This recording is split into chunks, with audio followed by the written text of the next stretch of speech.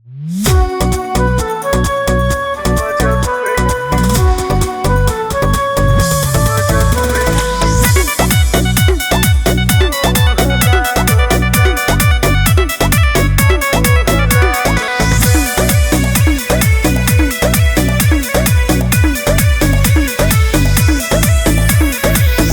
के ना डोलिया में मन करता, बाकी मजबूर बन धन करता। का करी हो हारी चढ़े के ना डोलिया में मन करता, बाकी मजबूर बन धन करता।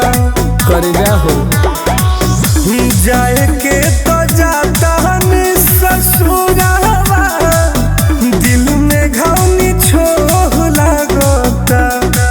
मम्मी पापा से बेसी देख के मुहावा, मजनुए के मोह लागता।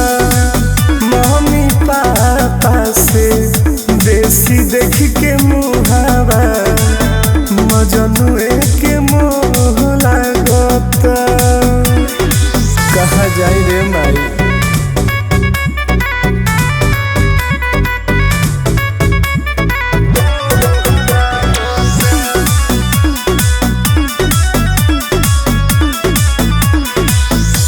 कटले बाबू है कुल्ही मारो के बसवा, मंगियो भरावे घरी खड़ा रहे पछवा। बहुत बड़ गलती करतनी हो। फेरी सथवा ले तुम्हें हथवा, सहिया धरत रहुए ना। कतना कहीं देखी के यारवा, हमर जगत रहुए ना। लोरावा से भरल अखिया तारा खाके, ओरी पन होर लागता।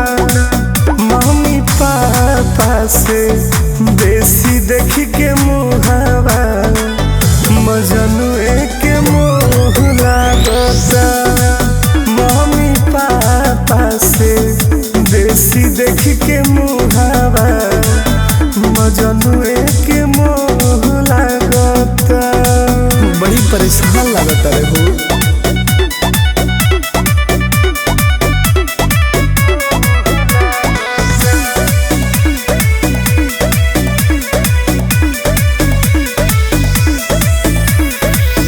उतारता हो घर के लगवा, माथ के अपना बोझा।